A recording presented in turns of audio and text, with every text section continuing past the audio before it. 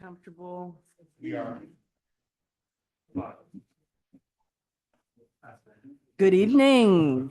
Welcome to the AVA Community Advisory Committee meeting. And we are here at 1999 Harrison Street in Oakland. And I'm calling the meeting to order. It is now 6:09, and this is a very special meeting, so let's get started. At this point, can I ask if the quorum has been established? Yes. Great, quorum has been established. At this moment now, let's take a moment to ask for any public. We need to do a Roll call. for our new members. Oh. So that you do. Yes, so I'd like to welcome our new members. So we have member Bierce, member Riley, member Edmonds, member DeFranco, who's already taken oath of office, member Halufia, member Knott, member Raj, member Roberts. If I can have you all stand. And yes, and our alternates, member Epperson, alternate member Krulitz. If I can have you all stand and recite the oath of office with me. I, your name. I, Regina Highlander, Do solemnly swear do solemnly swear that I will support and defend that I will support and defend the Constitution of the United States, the Constitution of the United States the Constitution of the State of California, and the Constitution of the State of California against all enemies, against all enemies, foreign and domestic, foreign and domestic, that I will bear true faith and allegiance that I will bear true faith and faith and allegiance to the Constitution of the United States to the Constitution of the United to the States states, and the Constitution of the State of California, and the Constitution of the State of State of California. that I take this obligation freely, I take this obligation freely without any mental reservation without any mental reservation or purpose of evasion, or purpose of evasion, and that I will well and faithfully discharge and that I will well and faithfully discharge the duties upon which I'm about to enter. the duties upon which I'm about to enter.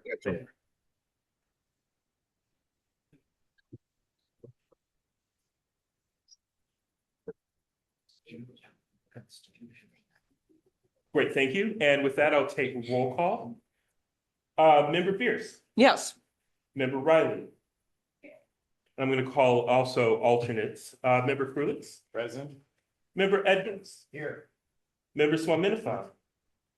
Member Lachman. Member DeFranco. Here. Alternate member Epperson. Here. Member Harper. Here. Member Halafia.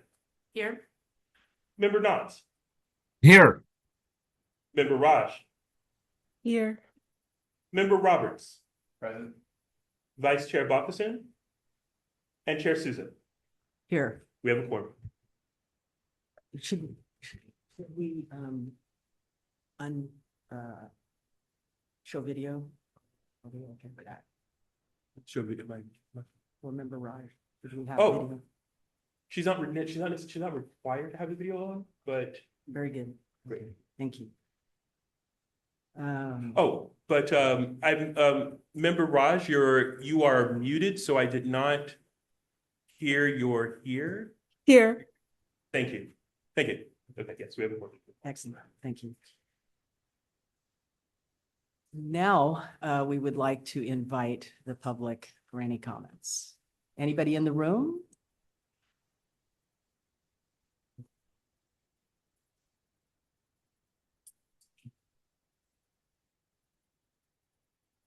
Yes, Guevara, you're recognized for 3 minutes.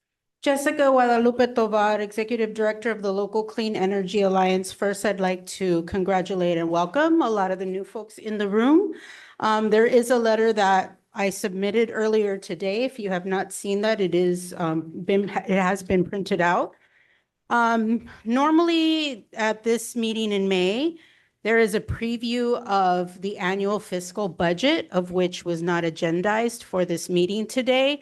And it's very important that the Community Advisory Committee be able to get all the information before them so that they can meaningfully weigh in on making recommendations to the board. So I wanted to highlight that. And I also wanted to highlight that I did quote the Joint Powers Authority, which gives you the opportunity to weigh in on matters that pertain to this agency. The other thing I want to add is that there was a lot of advocacy, community advocacy that went into the creation of a community advisory committee because the governance of this agency is very important to us. And it is the only community advisory committee that actually has the chair sit with the rest of the board as an ex officio member. So I also want to highlight that to you as well. And it's in this letter. But most importantly, I want to say that the board will be previewing the budget on Wednesday. I implore you to join that meeting, listen in on that, and weigh in as a member of the community, if you can't do so as a community advisory committee member. Thank you. Clean power to the people. Thank you. Thank you, Jessica. Tovar. There are no hands raised. There is one hand raised. Mars Keith, recognized for 3 minutes. Hello, my name is Imari Mars Keith. I'm from Bayview Hunters Point and a chapter organizer with the Sierra Club SF Bay chapter. Our chapter has many members throughout AVA territory. Currently, AVA's draft budget for local development is set to $0. Allocation into local development is a necessity to fund the community AVA serves, or the communities that AVA serves. We're in a very hostile climate currently with the government administration. As the federal government cuts environmental programs, we have an opportunity to step up to the plate and set an example for sustainability and equity. Communities like the one I grew up in have been historically left out of clean energy initiatives, implementations, and conversations. It is essential that we are prioritizing investment into our own communities and into clean energy that is both equitable and accessible. The Sierra Club also supports the People's Clean Power Alliance in asking AVA to establish funds to support community organizational capacity. Local developments funds are vital in the work we are doing to bring clean power to all communities and especially our grassroots organizations. We need you to ensure that resources are available and distributed equitably to advance electrification and energy efficiency to support regional advocacy in the fight for clean air. Thank you so much for your time. Thank you. Thank you, Jed Mars. Holtzman, recognized for 3 minutes.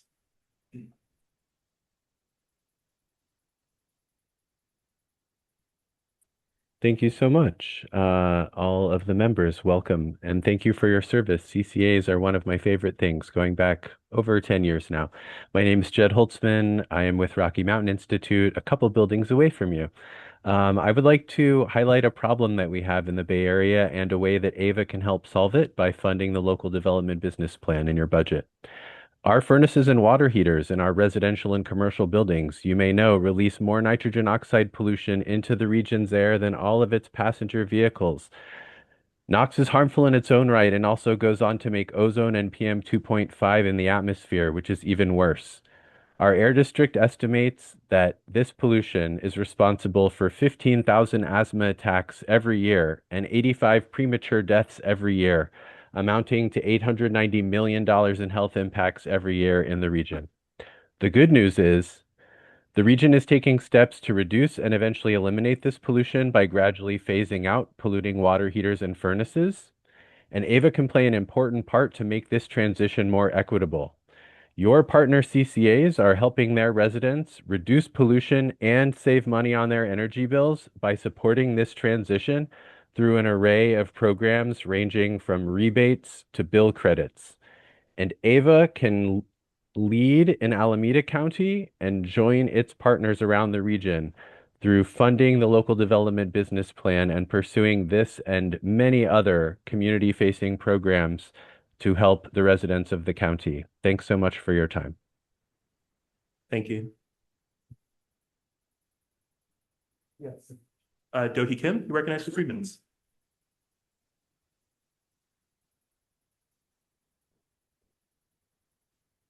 Good evening, Community Advisory Committee members and AVA staff. My name is Do-hee Kim, and I'm an energy democracy campaign organizer based in Oakland, but also Local Clean Energy Alliance and the People Clean Power Alliance is a partnership of many local partners in Alameda and San Joaquin areas.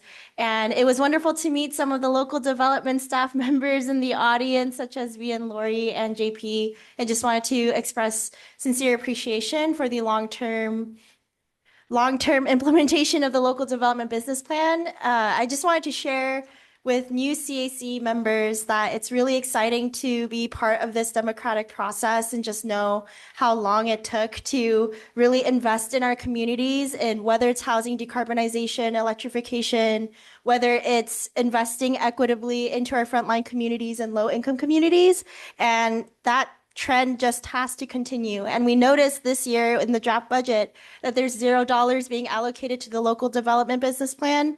Last year, just to provide a little bit of context, is there was a surplus based around more than $100 million surplus last year. And 10% of that was initially planned to ideate on a community grants foundation or community grants fund working with community foundations or CBOs or community-based organizations, or to implement a one-time bill credit. And unfortunately, due to financial headwinds and fiscal precarity, that was a concern of all CCAs, not just AVA Community Energy, that was taken away after it was initially promised to have a one-time bill credit. So I would really encourage a careful and conscientious look into kind of the draft budget, but also ways to be creative. And as our partners in Sierra Club and the previous commentator, Jed, mentioned, there are ways to make community investments a wealth generating source for our communities, that it is not mutually exclusive to invest and preserve the financial health of a CCA versus not investing in community. You could have both, and they are necessary to have both. And just wanted to emphasize that and just express appreciation to all the staff and CAC members, and just really excited to hear the developments tonight. So really appreciate your time. Thank you very much. There are no further hands raised at this time. It's okay to do a chair report. It's not agendized. Okay. The chair report's not agendized. Correct, Adrian? It's not addressed. Okay. So at this point, we're going to move straight into what is on the agenda, which is the CAC onboarding session.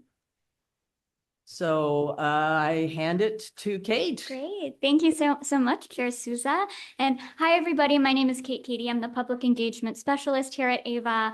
It's been great kind of emailing back and forth with you over the past couple months, but it's so great to meet many of you in person. And I'm really excited for you all and to work with you all over the course of your term. So welcome to the CAC, both to our new members and to our continuing members who are here with us today as well. To kick things off, I just want to introduce AVA's Chief Customer Officer, Annie Henderson, who will give us some opening remarks. So Annie, go ahead. Thank you, Kate. Good evening, everyone. Welcome to our new members. Really nice. I appreciate you all, many of you being here in person, and thank you to our continuing members, both in person and remote. We appreciate your continued work on behalf of AVA. So I'm Annie Henderson. I'm the Chief Customer Officer at AVA. So I oversee our local development, marketing, and account services departments. Been here since 2017, which was in fact before we started service. So I've seen and been very impressed by our growth and maturity over the last 9 years that have brought us to this point as an agency. So just a little bit of history on the CAC. The CAC was actually originally seated even before we had dedicated staff. We had some staff on loan from the county, but I think the actual original CAC members were identified prior to us having any staff. And so there's a long history there. And as AVA serves many diverse and sort of expanding communities, we've expanded our CAC to match that, largely by bringing in new members from San Joaquin County. who we are actively enrolling over the month of May to serve the unincorporated components of the county. So where we are now, we have a professional staff of over 100 subject matter experts, which is still pretty lean, given everything that this agency seeks to achieve, is required by compliance to achieve. And so what I personally am looking at as the CAC's value is for this body to really represent how your neighbors, friends, community organizations are thinking about climate and energy issues and concerns, and bringing that here to help surface issues for our board, as the board then makes decisions on policies and other aspects of the operations of our agency. I know several of you are also professionals in the energy field, so you might have a sort of deeper, more nuanced understanding of some of the items that we bring to our board. But I really ask that, any sort of actions or votes of this committee really focus on that perspective of how the community is receiving or experiencing the work of AVA. So to just sort of wrap up and hand off, I want to say you are in excellent hands with Kate and Adrian and Alex DeGiorgio, who just joined us. Alex was an original on the steering committee for what was at the time East Bay Community Energy, lifelong East Bay resident, and our senior manager of public engagement. And so together, as well as other staff, we are available to you. And I also want to say you're in good hands with Chair Souza. So we look forward to continuing to engage with the CAC and really appreciate your ongoing service to your communities. Great. Thank you, Annie. So today's orientation, we really hope it can provide a helpful overview, both of AVA, but then also, get more comfortable in your new roles as CAC members. So we have a lot of info to get through in a relatively short amount of time. So I'm just going to provide a little outline of how we're going to move through today's item. So Adrian, if you could go to slide 2 in the slide deck, thank you. So we're breaking up our orientation into 3 different parts. With a Q&A section following each of those parts. So just to ensure a smoother run of show, I'll ask folks to save questions until the end of each section. Then we just get through all the questions in one span of time. And I'll also ask folks to only ask 1 question at a time. That way we can call on more folks to get those questions asked. And as a general best practice, sometimes you have to get kind of close to your microphone for it to be picked up on online. So make sure you're always speaking into your microphone and get a little closer maybe than you think you have to get. And then let's see. With all the info we need to cover today, we know that we won't have time to get to all the questions and really thoughtful discussion that I think the presentation will elicit. So don't worry about that. You can follow up with me after with any questions. I also look forward to setting up more individual meetings with everyone so that we have more time to really get into those questions and can help supplement this orientation today. So don't worry, there'll be additional touch points to help you get up to speed. So just be on the lookout for that as well. So we will start with an overview of AVA Community Energy. So I will hand it off to my colleague, Alex DeGiorgio, for that. Thanks, Kate. Would it be okay if I go to the podium? Thank you very much.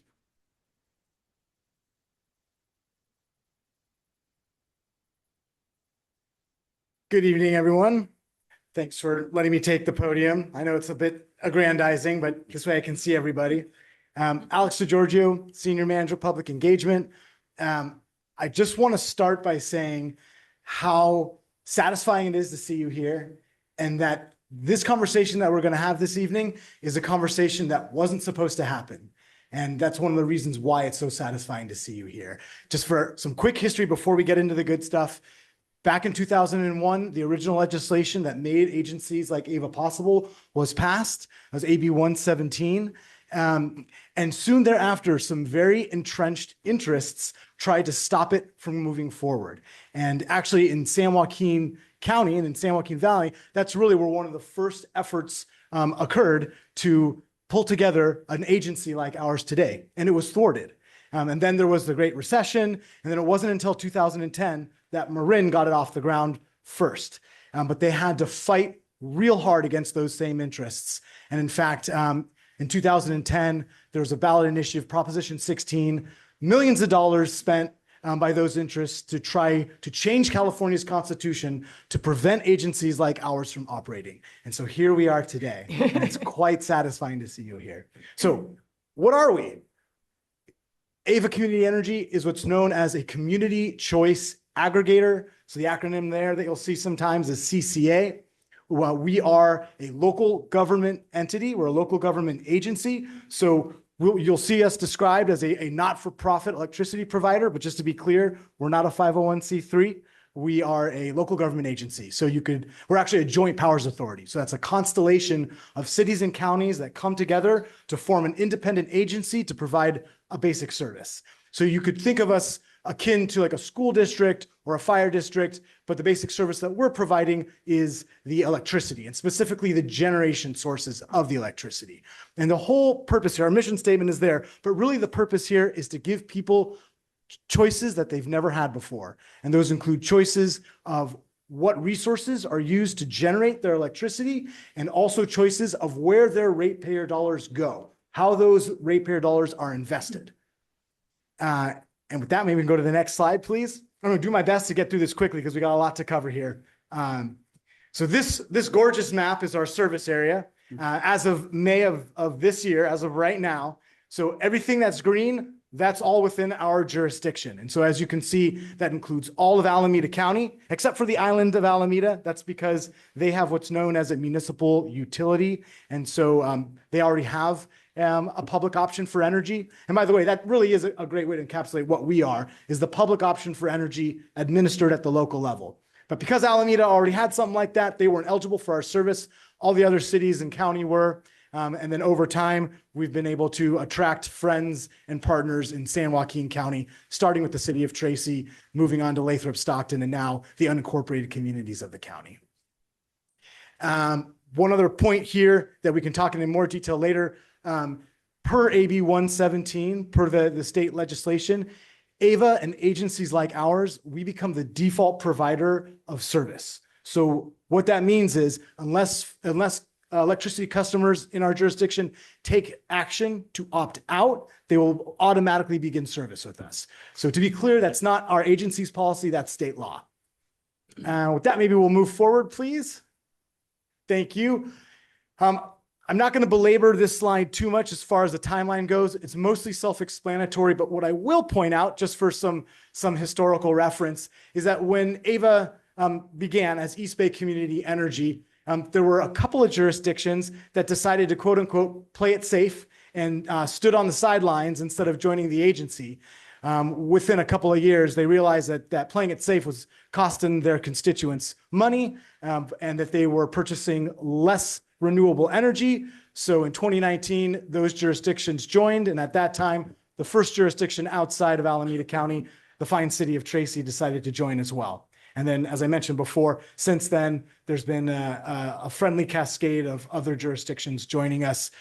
Good ideas are contagious. And so one thing I'd like you all to take away from this is validation that there's a proof of concept here. And that's why not only do you see agencies like ours growing, but in that similar time span, you see a huge proliferation across the state of our sister CCAs. And we can talk about those more.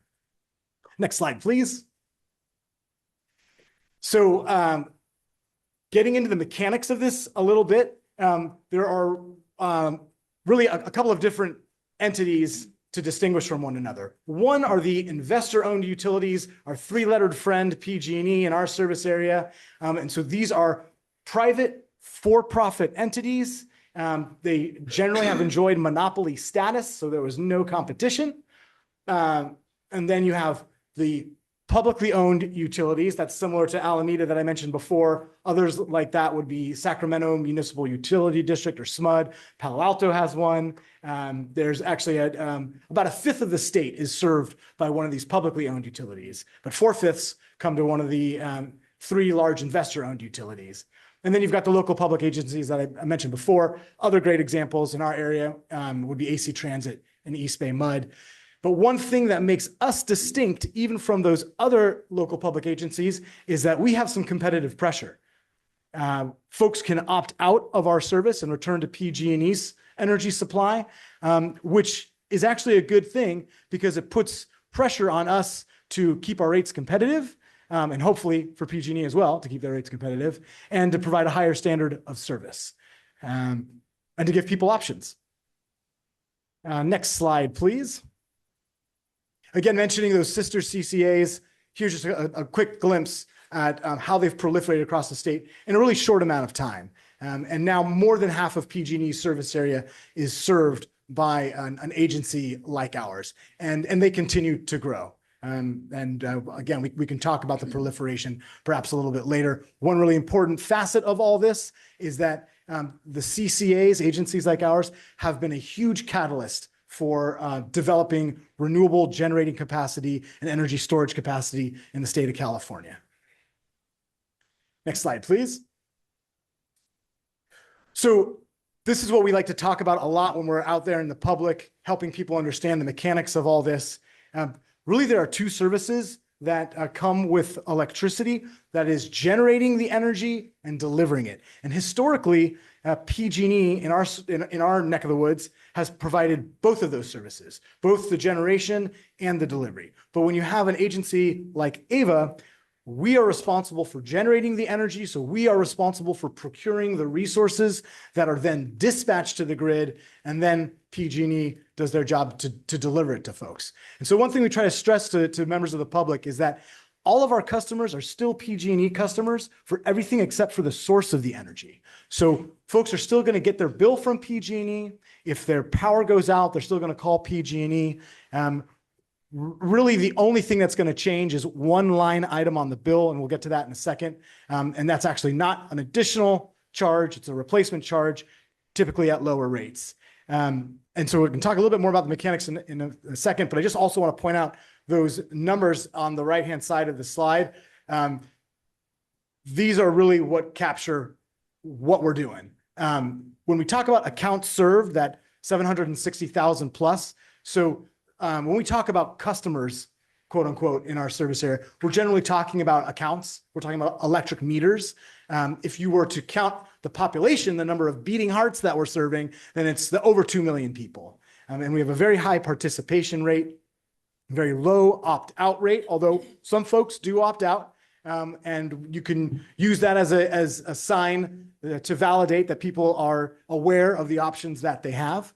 In the short time that we've been providing service, we've been able to save folks in our service area $183 million and counting on primarily lower rates and bill credits. Right now, we have 18 jurisdictions that we serve, mostly cities and 2 counties. And then I think the rest of that speaks for itself there. So maybe move on to the next slide. Yeah, again, just emphasizing how the services are disparate from one another. Again, AEVA we have our own power supply portfolio. We have 2 options, which we'll talk about in a minute, but we primarily procure renewable energy, also carbon-free resources. And when I say carbon-free, I'm primarily referring to large hydroelectric resources. As I'm sure some of you know, by state law in California, those don't qualify as renewable, but they are still generally considered to be largely carbon-free. About our power supply portfolio, we're not going to get into a lot of detail about that today, but what I want to mention is that it's always evolving. So it's a snapshot in time, plus it's always retroactive. You know, it's got to be accounted for on an annual basis looking backwards. And we can talk more about power supply. I'm sure we've got some folks who are very interested in that particular topic. So for now, I think I'll move on. Thank you, Adrian. All right, everyone's favorite image, a PG&E bill. So again, not a lot changes for folks when they enroll in our service. And right now, at this moment in time, electricity customers in unincorporated San Joaquin County are in the middle of transitioning to our service. And each individual electric account transitions on its meter read date. So each day, a few more customers transition to our service. And what that means is next month, unless they opt out, they will see the first of their bill charges from AEVA. And so how it will look, there is a separate line item on the bill that identifies AEVA Community Energy's generation charges. Again, we can't emphasize enough, even though it's an additional line item, it's not an additional charge. It's a replacement charge for what PG&E would have otherwise charged our customers. And it's at a lower rate. Our default service in most of our jurisdictions is what we call the Bright Choice option, and that has always been offered at lower rates than PG&E. Some jurisdictions have taken it upon themselves to default everyone citywide into our renewable 100 option, the 100% renewable option, but they have to take action to do so. And I can talk about more of that too if there are questions. Let's see. Yep, PG&E still manages it. Yeah, I think that's good. Oh, discount programs like income qualified discount programs like CARE, FARA, or medical baseline. None of that changes with our service. People don't have to re-enroll. So this is also something we want to emphasize to people that those things, they just transition as if nothing had happened. We don't want people to worry about having to re-enroll or anything like that. Next slide, please. So the benefits that we like to tout are multifaceted. Of course, there's the lower rates, which is honestly probably what most people care most about, is a little bit of rate relief. And so that's where the Bright Choice option comes into play, and that $180 million and growing comes into play.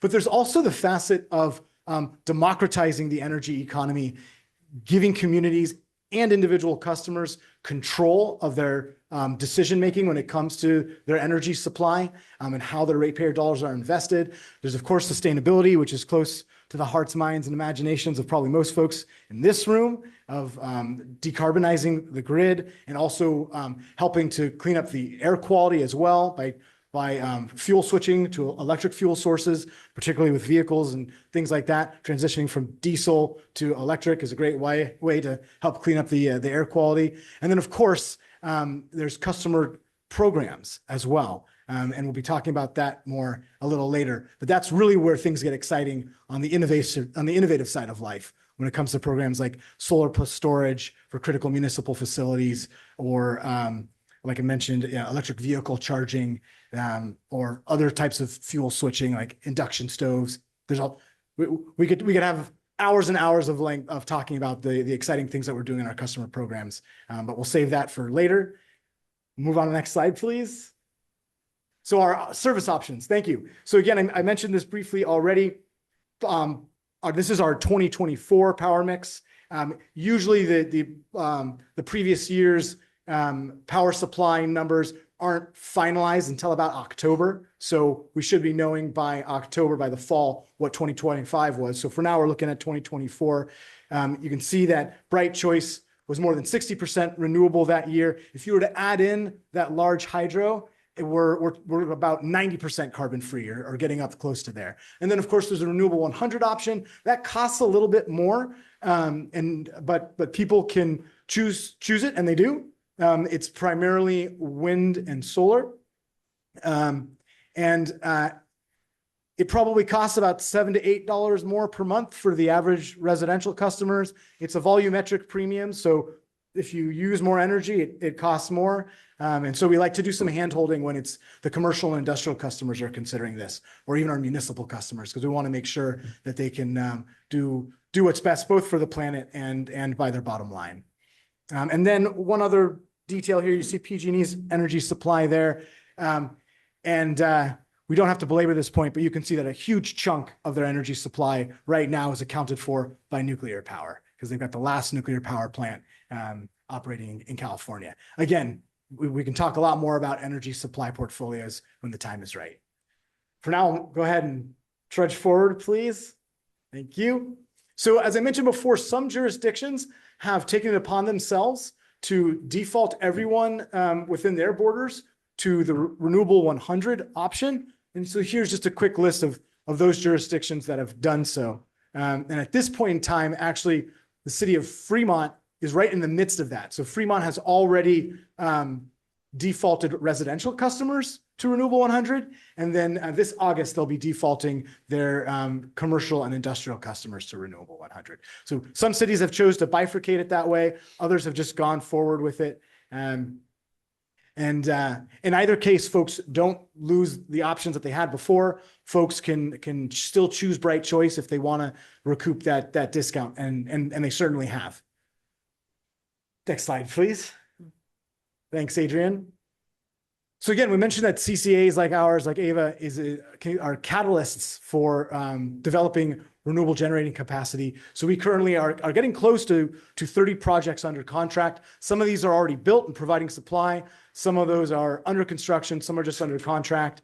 The really exciting stuff, in a lot of our opinion, would be the battery storage, because that's where you can really capture that renewable energy that's quite abundant, and in some cases during some times of the year, even overly abundant. But you can capture it and then dispatch it when it's needed most, which is when the sun isn't shining, when the sun starts to go down. So that's a great way to help keep rates in check and also reduce greenhouse gas emissions, because if you're doing it right, then hopefully those natural gas peaker plants don't have to kick on. And we can talk more about these power purchase agreements, these PPAs. The fact that we have so many is also a great way of keeping our rates competitive, because a lot of these were signed some years ago before rates had gone up so much. So those hedges are really paying off at this point in time. Again, happy to come back to the good old PPA conversation, because that tends to be a popular one. Next slide, please. So our agency does have a board-approved goal of providing carbon-free service by default by 2030, and we are making progress towards that goal, even as we are expanding service. Yep, I think that speaks for itself for the moment. Happy to answer questions about that later on if there are any. Thanks, Adrian. Okay, we also, besides investing our ratepayer dollars in more renewable generating capacity, both within the state and within our service area. In fact, some of the photos you'll see of windmills are from the Scott Haggerty Wind Energy Center right near the Altamont Pass. So that is a local project, almost 60 megawatts. But we also invest in our community organizations through grants and sponsorships. This is just a sample of some of those that we're supporting. And again, this is a way that we can partner with our ratepayers, our partners, our constituents, and to help get the word out about this service. Because despite how exciting this all is, not everybody knows about it. And so these partnerships both help us achieve the mission through the good work that they're doing, but also just to get greater brand awareness for what we're doing. Next slide, please. Yeah, I think I already mentioned the local programs. Right now, some of the most exciting programs are what I mentioned before, the solar plus storage on critical municipal facilities. Those are actually under construction right now. In fact, if you go to Live Oak Park in Berkeley, you'll see that the community center there is getting a beautiful array of solar panels and some nice big old batteries, and that's under construction right now. And so part of the idea there is that if and when there are grid outages, that can be a gathering point for folks who've lost their energy. And similar projects are on fire stations and that sort of thing.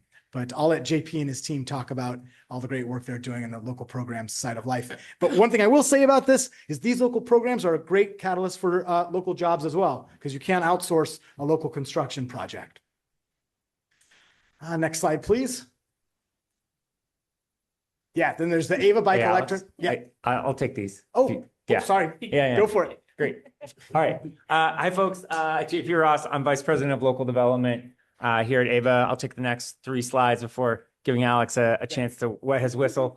And I'll try to speak as succinctly and clearly as Alex is. So I'm going to go over a few of our programs that we are running right now. So we have our Ava Smart Home Charging Program. That is a $2 million program to enroll electric vehicles into a managed charging service so that we can move charging from high cost hours and high carbon hours into lower cost and lower carbon hours by managing those through what's called a virtual power plant that we're enrolling both vehicles and solar and storage projects into. We also have Ava Bike Electric. That's a $10 million incentive program to incentivize electric bikes in partnership with, I think we're at 29 local bike shops now that we partner with. 40% of the incentive funds in that program are reserved for low-income customers who receive a higher incentive for the purchase of an e-bike. And I think we're at about 3,000 or 4,000 e-bikes now that have been purchased through that program. We just launched Ava Smart Home Battery. That's just over $11 million in upfront and ongoing incentives for the installation of new solar and battery projects on residential households. Similar to Bike Electric, we have higher incentives for low-income customers, and those projects will also be enrolled into our virtual power plant. We expect to install about 20 or enroll about 20 megawatts of batteries in that program into our virtual power plant to help manage our procurement costs and resource adequacy and other things that we procure to serve our customers. Next slide, please. We also have critical municipal facilities. As Alex mentioned, that is a program to install solar and storage projects on municipally owned sites. We are in the process of completing installation and inspection on those projects over the next couple of months, and they will provide ongoing power in outages and other events to communities. So we've got community centers, corporation yards, city council chambers, those types of facilities being supported through that program.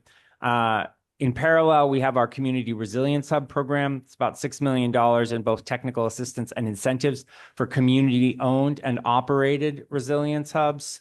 That is something that we are working through now and identifying potential sites. We also have a community grant that is supporting the enrollment of potential sites into that program as we try to build more resilience in our communities.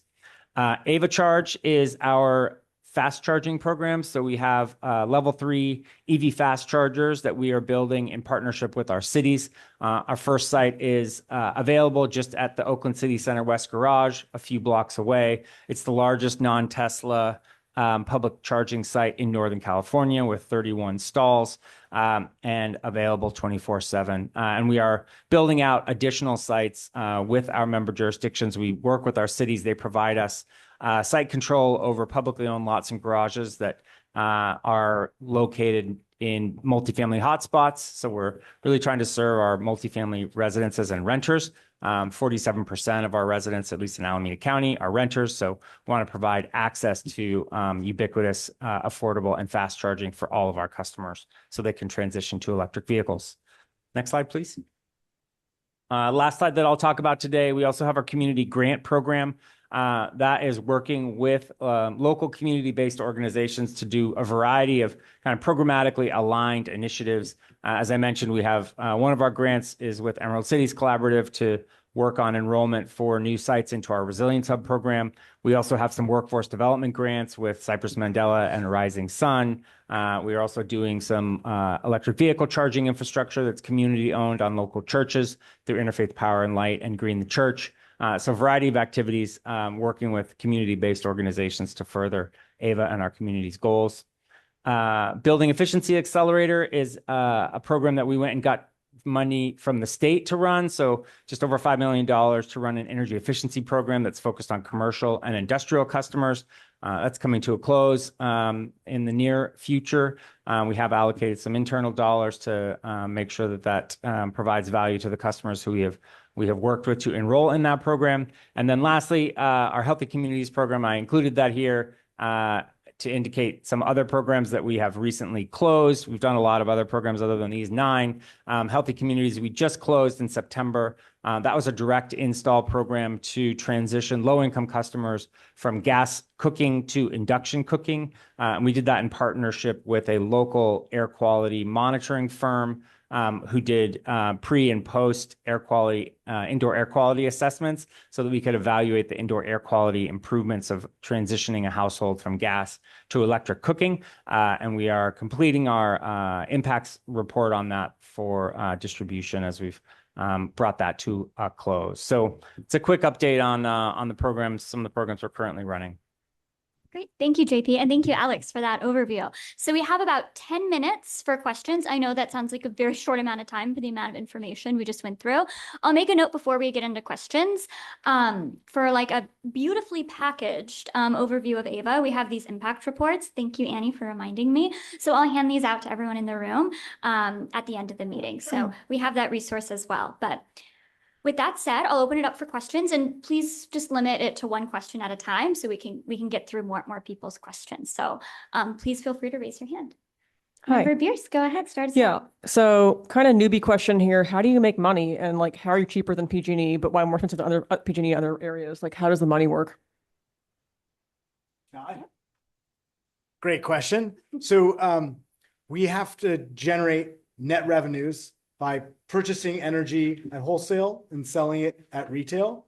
And more than we're doing our budget as we speak right now. The budget season's always May to June. And the vast majority of our revenue just goes right back to purchasing that wholesale energy. So the little bit that's left is used for overhead and such. Also, we put money to our reserves and rate stabilization fund and that sort of thing. But we really have three sustained competitive advantages, among others, that come from being a public entity. And so as a public agency, we don't have shareholders to whom we have to pay a profit, to whom we have to pay a dividend. So when investor-owned utilities charge all of us to generate the electricity, they then take part of what they're charging us and put it towards shareholder profits. Since we don't have to do that, there's a competitive advantage there.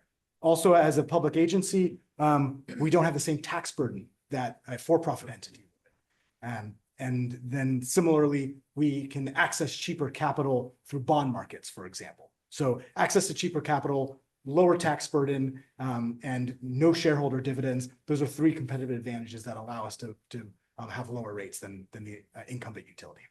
Thanks. Great question. Anyone else in the room? No. Okay. Anyone online have a question? You can raise your hand or unmute. Yeah, I did forget to say something. Yeah, oh, go ahead. Forgot to talk about our governance structure. So as a joint powers authority, our board of directors is composed of an elected leader from each jurisdiction that we serve. So a city council member or a mayor or a member of the county board of supervisors. They are the ones who are appointed by their bodies to be on our board. And they are the ones who are responsible for approving our rates, our programs, and our policies. And all of our committee meetings, such as the Community Advisory Committee, but also our board meetings, they're all open to the public, just like a city council meeting would be. And members of the public can come weigh in. So again, just want to make that distinction. Thanks. Thanks, Alex. And yeah, go ahead, Member Bierce. Follow-up question. So you talk more about trends and like what happens or how there might be a deficit or surplus. Like what causes those? Like how do you see those coming, or like what causes those kinds of swings? Alex, let me know if you want to. Okay, sure. I'll take a first crack at it. So our rates are indexed to PG&E's, but at a discount for Bright Choice and at a fixed premium for Renewable 100. So in a typical year, PG&E's rates will change about 3 to 5 times. Our rates change in proportion or proportionally with them. There's also, and I don't want to get too deep into the weeds here, but there are other line item charges on the bill. 2 really important ones. One is the franchise fee, and the other is known as the power charge indifference adjustment. The PCIA fee is another line item. Both of those line items are actually absorbed by our agency as part of our rates. So our agency actually pays those fees so that our customers can get a discount on the bottom line, or that they can get that fixed premium if they're with Renewable 100. So when those variables change, that can affect the agency's bottom line. Does that make sense? Annie? I was just going to add that we have been very diligent as an agency over the last 9+ years to be good fiscal stewards of our ratepayer funds. And we have put substantial amounts into rate reserves, both to enhance our credit rating so that we can continue to drive down the cost of capital, but also to create what's called a rate stabilization fund. And that is to protect our customers during these volatile times, which it's the energy markets. We're exposed to them. Yes, we're putting steel in the ground, but the markets go up and down for a variety of reasons, some of them geopolitical, some of them weather related. And you can forecast, but it's always going to be imperfect. You're never going to hit that on the head. So we have a rate stabilization fund that helps us look ahead and sort of put money in the piggy bank. To date, we have been able to continue to contribute to those. We are forecasting deficit in this next fiscal year. That is something that is being discussed on Wednesday at the board. It was discussed at our last executive committee meeting and will be discussed again at our financial and administrative procurement, the FAP subcommittee, and then brought back to the board in June for a vote. And so the way that we address that is to have these good, stringent, disciplined financial practices. And we also have a team of public affairs experts who are in the regulatory proceedings at the PUC. They are at the legislature in Sacramento, and they are advocating on behalf of our ratepayers because the largest reason that we're forecasting a deficit in this next fiscal year is because of they call it reform, the PCIA reform, but what it is a recalculation that is very costly to our customers. And so we, in fact, in December, the board made a decision. We revised our rates down about 20% for our residential customers, which is the bulk of our customers. However, what they saw in the end is very minuscule. So we have to take a big hit on what we charge and what we bring back from customers in order to make room in that rate structure for this fee, this PCIA fee. So that is why we are forecasting a deficit. It's in order to hold this value proposition for our customers, but we do have these rate stabilization funds that should carry us through, but we are being very thoughtful, very diligent, and as transparent as possible, given that these are volatile markets and these are forecasts, but we are bringing all of this to our board and to the public as part of our standard budget process. I think JP has another comment. Oh, just so that everyone's aware, all of our public meetings are noted and all the materials are made available. So the last board meeting and this board meeting, we go into a lot of detail on the rate stabilization fund, the PCIA, and how we're forecasting and how we have forecasted these in the past, because we do get some visibility through PG&E's ERA filings and things that occur in a regulated market, but there's a lot of detail on that in the board materials. Thank you, JP. Okay, we'll take these last two and then that's it. So Member DeFranco, go ahead. Yeah, so on slide 14, you showed the default service by jurisdiction and sector. And, you know, there's a lot of communities that have set the default service now as Renewable 100 for either or both the residential and commercial accounts. And I'm curious, you know, when a community does that, you know, there's a few questions. One, do you see substantial, you know, opt-outs and default back to PG&E? Two, does it generally help to increase revenues for AVA because you now have folks on a higher cost service, or is it kind of revenue neutral? And then, you know, is there anything else kind of related to rates that you want to talk about when it comes to the default service? I'll jump in first, but so we have done this a number of times for cities who enrolled under one product, and then in all cases to date, it has been moving from Bright Choice to Renewable 100, so a discounted product to a premium price product. We have done communication campaigns around each transition to let individuals know you still have a choice. You will be automatically transitioned over to this other product, but you can choose to remain on Bright Choice. And I will also note that I think in all instances, and I'm looking at Kelly, who is our Senior Director of Account Services back there in the corner. In all instances, customers on the CARE and FARA, which are income qualified discount programs, okay, she's gonna make the thumbs up, they remained on Bright Choice. Right. So sort of those more vulnerable communities were not subject to the default transition. What I recall from like the very first city, I think that did this was the city of Dublin. And I think we saw a remain on rate of like 10%. And we were really excited about that because it meant our communications were getting through, they were understood, and people had that choice. And that's the whole point of CCAs, is that you have the choice. We saw minuscule, like fractions of a percent who opted out and went to PG&E, which could just be kind of in the noise. And then in terms of, we try to be as neutral as possible in our rate setting so that you don't have higher margin customers on Renewable 100 and lower margin on Bright Choice. That premium is there because the power that we're providing for that service is more expensive. So it doesn't, what is concerning is sometimes the timing of these transitions, depending on, have we procured power? So Fremont, which I know you're familiar with, we did split up. They requested a transition for residential and commercial simultaneously. It's a very large load. And we said, we can do it, but we need to wait. Because if we try to do that on the timeline, like this short timeline, we're going to be exposed to really high prices. And so we work with our jurisdictions to say, we want to help you meet your goals, but let's do it so that we're not creating, unintended consequences of like having this cross subsidization between ratepayers or different products. Great. Thanks, Annie. And then we'll go over to Member Edmonds for your question. Oh, I had a similar question. So 2 cities in my area, Livermore and Pleasanton, are thinking of making that switch. And Pleasanton is thinking of going from renewable to Bright Choice to save money, and Livermore the other way. And one question I had is there an estimate of how much you're paying per ton of carbon reduced when you switch from Bright Choice to Renewable 100?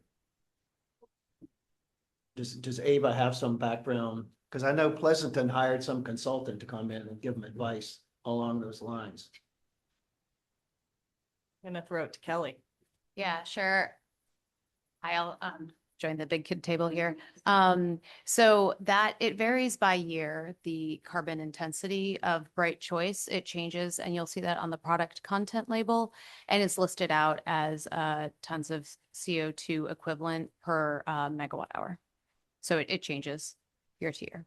But I think maybe another response to that is we don't have ready out of our back pocket sort of the cost. Oh, no. You could do that for the past year or something, right? We could. I don't have that option. Yeah, I don't have that option in my head. The other, I expect to memorize it. no, and then your comment about Pleasanton and Livermore, the other component besides like a residential transition or a non-residential, i.e. commercial, is the municipal accounts themselves. So I think just in clarifying, I think what you had said that yes, the city of Pleasanton was at one point considering transitioning their municipal accounts in order to save the city money to Bright Choice. There's also an issue of which should be the default in both cities. I haven't heard that yet. So thanks. This is a great example of our CAC members bringing community information to Ava. So thank you. Thank you, Kelly, for joining the table. Okay, so we'll close Q&A for now and move on to our next section. So Adrian, if you don't mind pulling up the slides. Perfect, thank you. And you can go to the next slide. So this next segment, we're going to dive more into governance and how the CAC really functions within AVA, and then how you will work as CAC members. So to kick things off, Alex already kind of mentioned this, but our board of directors, that's what governs our agency. So I have up here a list of our entire board of directors by jurisdiction. So each jurisdiction that's a member of AVA, they have a member on our board, and these board members are selected by the jurisdictions themselves. So the city councils, the boards of supervisor, they select their representative on the AVA board. And they're really the ones making those big decisions of annual budgets, determining the power mix, the direction of our local programs, all of that. So as has been alluded to earlier, the board has public meetings. They meet the third Wednesday of each month. So you'll notice kind of in the calendar, the CAC typically meets the Monday right before the board meets. And then the board also has a few subcommittees as well. These are also public meetings. The executive committee meets every month, the other two typically every other month. So these subcommittees are made up of then the board of directors. So next slide, please, Adrian. Okay, so finally getting to the introduction to AVA CAC. So the CAC, as Annie mentioned earlier, this was established in AVA's joint powers agreement. So this goes right back to that founding document there. And the goal of the CAC is to advise our board of directors, so the board that we just looked at on the previous slide, on subjects related to AVA Community Energy, set forth in a work plan adopted by the board. So that's linked to later in this slide deck. And just to highlight, the committee is solely in an advisory capacity to the board of directors, and members like all of you were appointed by the board of directors themselves. And also mentioned earlier, the CSE chair, our esteemed chair, Chair Souza, sits on the board of directors. So she's there every month at the board meetings in a non-voting capacity, but she'll typically bring a CAC chair report and then can comment on board items representing the Community Advisory Committee. And then some examples of items that are frequently brought to the CAC. So here's all the cool stuff that you're going to get to discuss and hear about over your term. So things like clean energy targets. So that slide earlier showing kind of our progression to being carbon-free by 2030. So some of those clean energy targets, local development initiatives. So you'll be seeing a lot of JP over here during your term as he'll bring updates on local development initiatives. Legislative and regulatory priorities. So we have a really great legislative and regulatory team. And every year, a few times a year, our legislative team will bring in kind of updates on how things are looking in Sacramento, all the bills that they're tracking, and then also take input from the CAC on the positions that AVA will be recommending to the board. So that advisement will go to the board of directors. And of course, the big one, the annual budgeting process. So this has been brought up a few different times tonight. The board is currently in that budgeting phase. The board will just be hearing an informational item about the budget on Wednesday night. And then the CAC will have the opportunity to hear that budget as well and raise their priorities at the June CAC meeting. So that's coming in the future. And then the last one is marketing, communications, and public engagements efforts as well. So you all are very involved in your communities. So we really like to get your input on how we can kind of get out there with our own outreach and campaigns. So next slide, please. This is just the nice direct quote from the JP, or at least some of the language that mentions the CAC. So the Joint Powers Agreement is linked right there. So you can go find the original source document there, but move on to the next slide. Here's just the public meetings calendar for the month of May. So the whole calendar is linked to in the top right corner there, but this just kind of shows you kind of the stack of meetings and where they align. So like the Finance Committee and Marketing Committees, they're typically every other month, but the other three are typically meeting monthly, always in this kind of progression of CAC before the board meetings. And all of these meetings are public. You can find all of the meeting agendas, meeting materials, video recordings of previous meetings all on our website. And you're also welcome to attend any of these meetings as well. So next slide, please. Okay, so the CSC meeting logistics might seem a little familiar now that you all have now been through the process at least once of engaging and attending one of these meetings. So the big thing I want to highlight here is that the agenda for meetings, they're posted roughly 72 hours before the meeting. So Adrienne, I think you posted the agenda for this meeting on Friday night. So that's when those meetings, that's when they're posted. And then I linked there the public meetings page. You can find upcoming meetings as well as past meetings as well. So you can find all that good stuff at that link. And with I know it's still kind of a short turnaround, but there's still that 72-hour window where CAC members are then very highly encouraged to review the agenda and the meeting materials ahead of time so that you can be as prepared as possible for those meetings. The location will always be here in the AVA boardroom. Food will be provided for members that come here in person. The clerk will typically circulate an ordering link so that you can order whatever you want from the restaurant that he selects. And Adrian always selects good places, so you're in good hands there. And then we will also cover the cost of parking as well as public transit as well. And then the directions for accessing the meeting location are linked here as well. And then there is a stipend of $130 per meeting. So Adrian will take care of all those logistics for you. And then I think almost everybody has gotten in the required documents already, but if you haven't, let us know if you're having any issues there. So next slide, please. Okay, so this is just another overview of really how to participate in our meetings. So the main kind of takeaway that I really want to highlight here is please do your best to really communicate consistently and clearly with our board clerk, Adrian. He's great to talk to, so you're going to love communicating with him over your term. But please do your best to RSVP when he reaches out. Let him know if you're not able to attend. And then folks participating virtually, make sure you always do a good job of responding promptly and reserving the space, sending the address to Adrian so that it can be properly noticed. The big thing here is that you will not be able to participate remotely if that's your intention to do so, if it's not properly noticed. So, the first time you do it, Adrian can walk you through it as much as you need, but just make sure that if you're going to be remote, you walk through the proper process there. Okay, the next slide, please. Okay, then the role of alternates. So we're very lucky to have two amazing alternates on our CAC. So the role of the alternate is to step in as the acting members when a member cannot attend the meeting. So both our North region and our Central regions, we have alternates on board. So it's really the responsibility of the member who cannot make a meeting to coordinate with their alternate. So if you know you can't make a meeting, then reach out to your alternate as soon as you know, so that that alternate has the opportunity to step in and play that role, and your region is covered and we have kind of fuller representation for that meeting.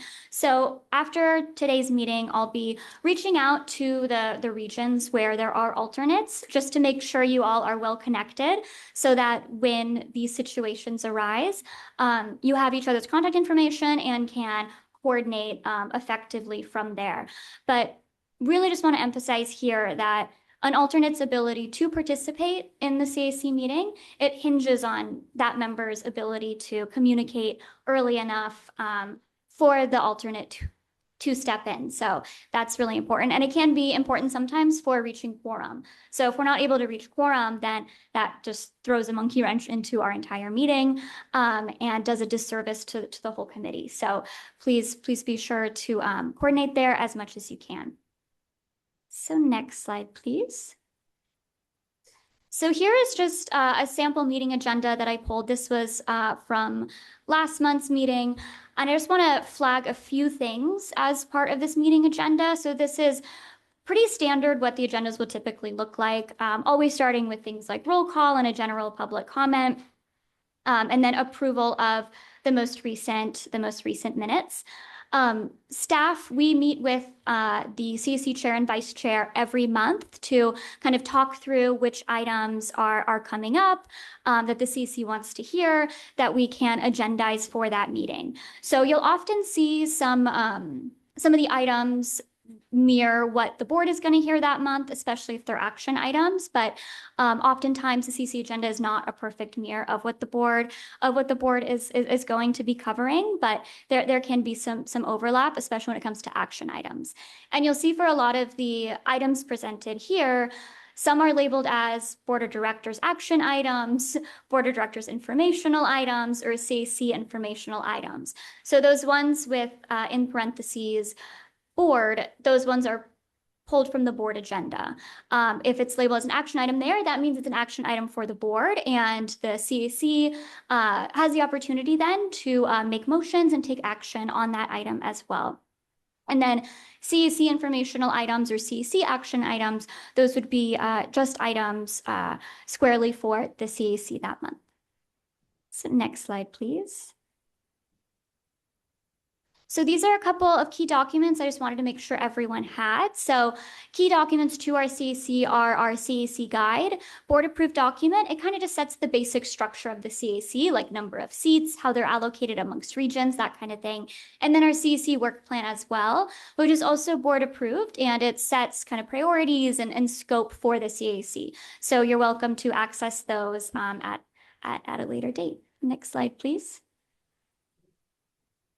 Great, so transparency and conflicts of interest. So as this public Brown Act body, we want to be sure that you all are kind of prepared of how to handle any issues with conflicts and just make sure that we are being a transparent body.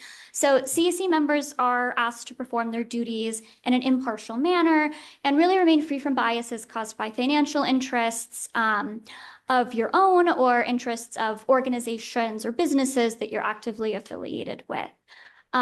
So we generally request that CAC members are transparent and disclose any conflicts of interest. So oftentimes really stating a potential conflict of interest at a meeting would satisfy that requirement, just so that's stated publicly, other CAC members are aware of it, and any kind of advisement going to the board, then that's clear on their end as well. And there's a little example here as well about, you know, if you are a business owner in a particular space and the CAC is commenting on an RFP or a contract or something like that, you should kind of disclose your own kind of business background so that can kind of stay above board. And then it's really up to the individual member to make sure that they're stating their conflicts, and then have the opportunity then to abstain from any kind of action if that's deemed appropriate. And I would just say, generally, when it comes to this kind of stuff, you know, transparency is always appreciated. And if you're ever kind of unsure about something, then don't hesitate to reach out to me and my colleagues, and we can help you get through that. Next slide, please. Okay, so affiliation with AVA as a CAC member. So all of you are here today because you are very involved in your communities, and you might be going to public meetings and conferences and all that good stuff. So we just want to provide a little bit of insight on how it might be helpful to kind of conduct yourself in some of these spaces as a CAC member. So CAC members are, of course, welcome to attend AVA public meetings or any public meetings. We would just generally advise that when speaking and providing public comment, you know, disclosing that you are on the CAC, but still making it clear that you're speaking as a member of the public and not on behalf of the entire CAC or the agency itself. So that's the big one there. And then kind of just larger events, community events, that kind of thing. We highly encourage you to provide updates about AVA to your communities and spread awareness of what AVA has to offer in your communities as well. So you may indicate that you're on the CAC, but then should still generally avoid that perception that you speak on behalf of AVA or the CAC. So, and again, if any of that is unclear, don't hesitate to reach out. Next slide, please. Great, so this is a roster of the current CAC. This is also on our website as well. So you'll see that we have quite a few new members, so a great new cohort kind of learning together and getting up to speed together. The current terms are on the left side. So terms last for 2 years. Your kind of term start date was officially May 1st, and then your term will end April 30th, 2028. So that 2-year time span, and leading up to the end of your terms, you know, we'll do an open application and appointment process where you can request to be reappointed, and we'll have an open application for any open seats on the CAC at that time. Cool. And I think that's it for this section. Cool. So then I'll open it up for questions.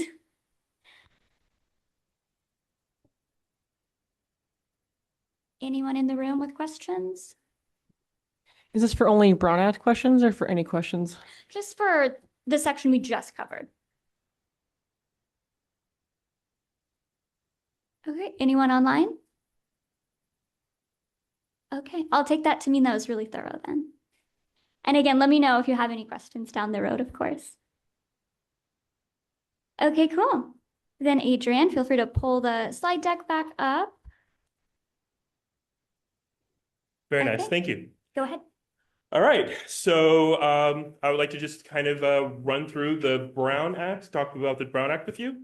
And let's begin. So before we get into the specific rules of the Brown Act, I just want to start with why the law exists in the first place.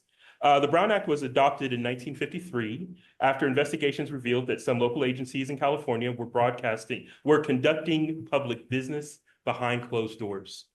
In response, the legislature established a simple principle: the public's business should be conducted in public. The idea was reflected in the quote on this slide. All meetings of the legislative body of a local agency shall be open and public, and all persons shall be permitted to attend any meeting of the legislative body of a local agency. For us at AVA, including members of the CAC, the Brown Act shapes nearly every aspect of how our meetings are conducted. And importantly, the Brown Act is not just about voting. It governs how information is shared, how deliberations occur, and how members communicate outside of meetings.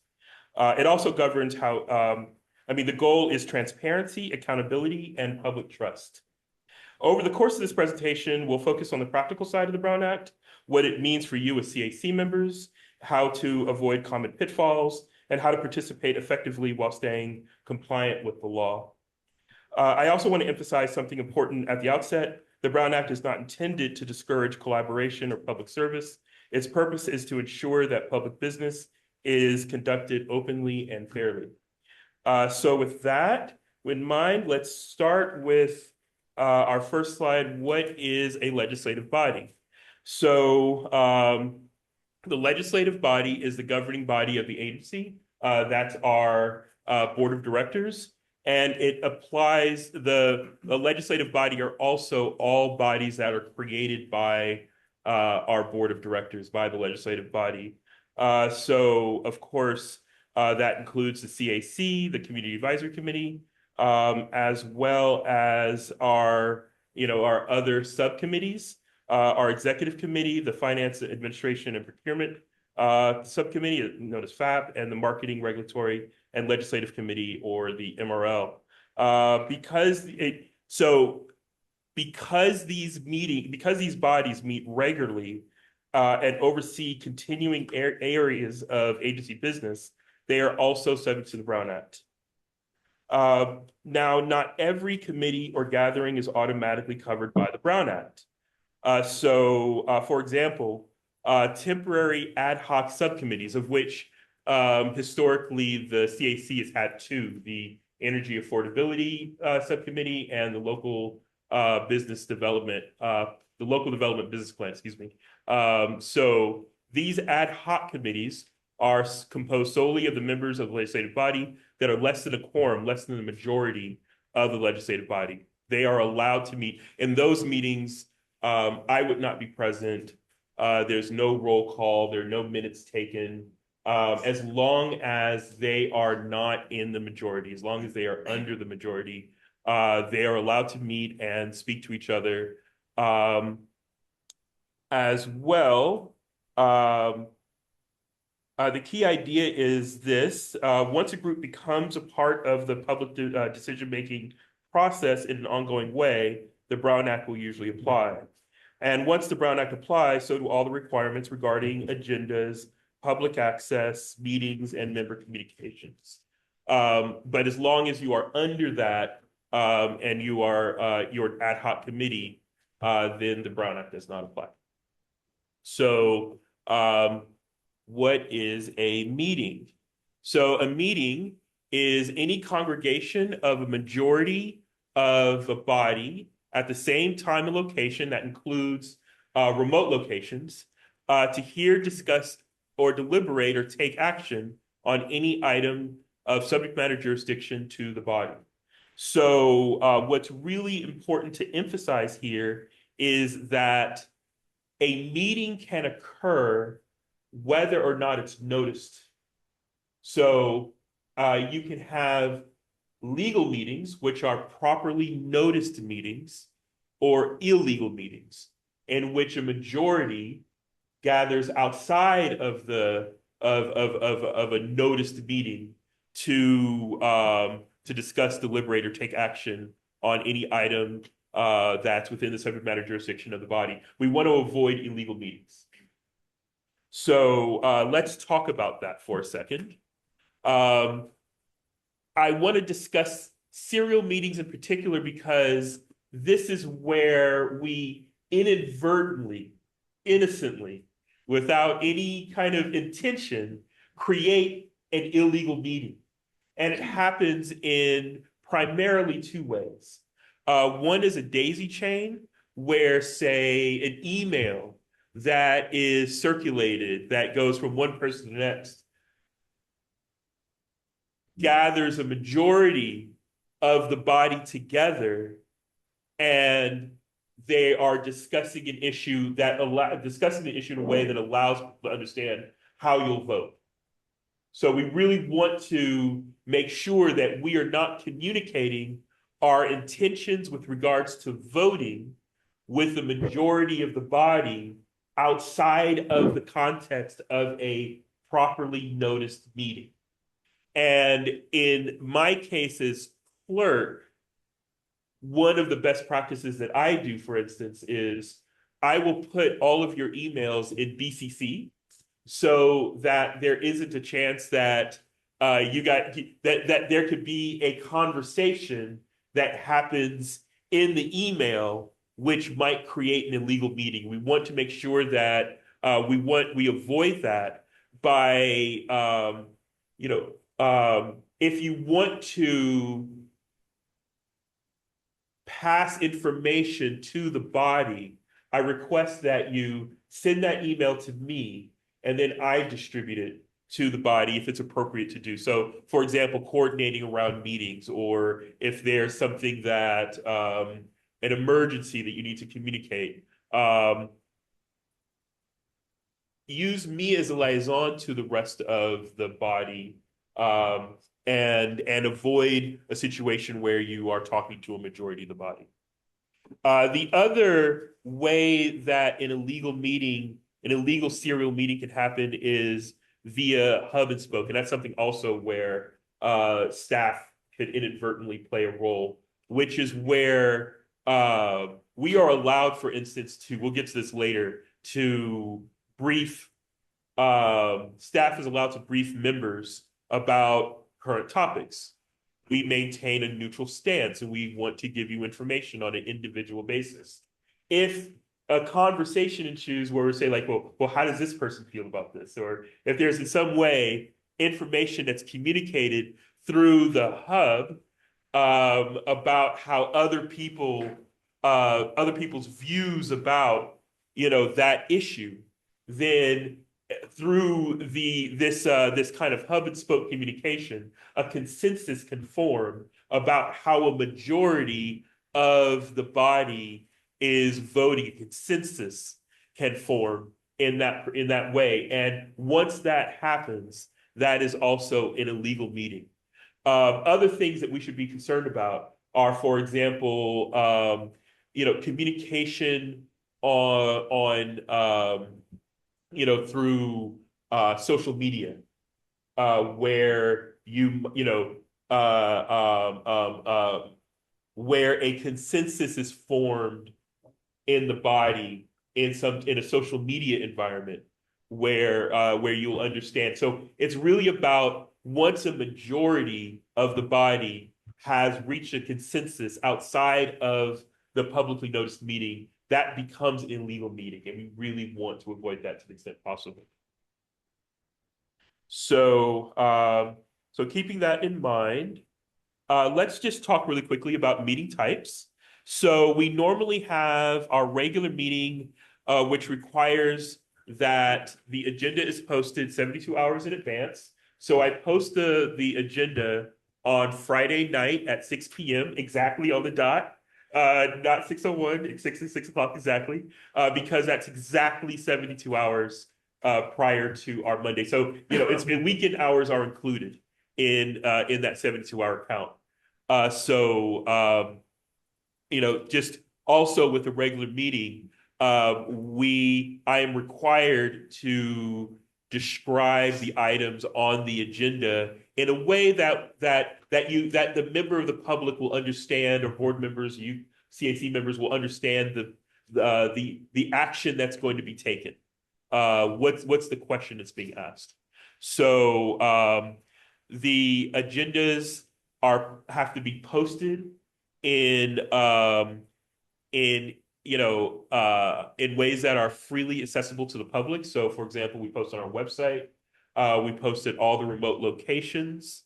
Of course, the agenda. I hope that I think we've talked about this.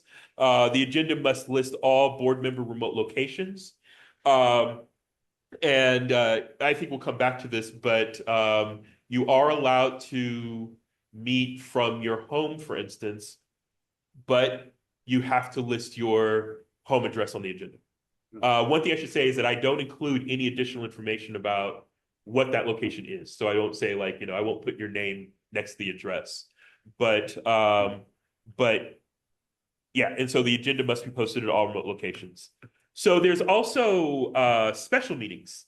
Now, a special meeting, CAC doesn't really use this a lot, but a special meeting is a meeting where a topic is raised that needs to be dealt with before the next regular meeting. And if we hold a special meeting, notice must be given 24 hours in advance rather than 72 hours in advance. And so the rules for what can be discussed in a special meeting are narrower than a regular meeting. That you can only discuss items on the agenda. You cannot add. There are ways to add items to the agenda, like 2/3 vote for a regular meeting. There are some rules additional to that, but special meeting, you can only talk about items that are on the agenda. There's also adjourned meetings. If, for example, the board has a rule that any items that are started after 9 p.m. are automatically adjourned to a future meeting. And so that's another, meeting type. I think that with adjourned meetings, they have to, meet within 5 days. But there's also emergency meetings, which are, if there's a natural disaster, there are rules about, you could have an hour to post the agenda, or even in a dire emergency, you could just, hold the meeting.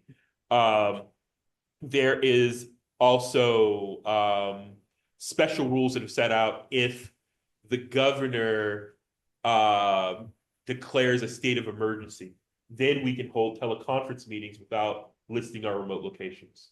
But I haven't, those are I'll describe those in greater detail when those occurrences arise.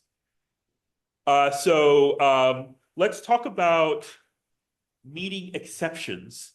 Now, these are exceptions to instances that are exceptions to these meeting requirements.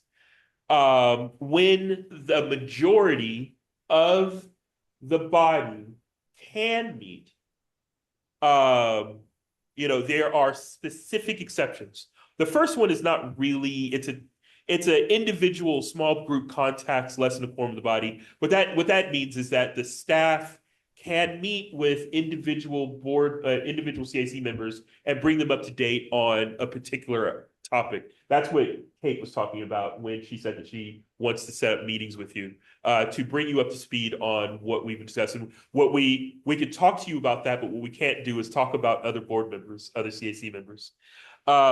But you are allowed, now, in all of these other cases, standing committees, meetings of different body of a local agency, meetings of a legislative body of another agency, community meetings, conferences, social ceremonial, except for this last one.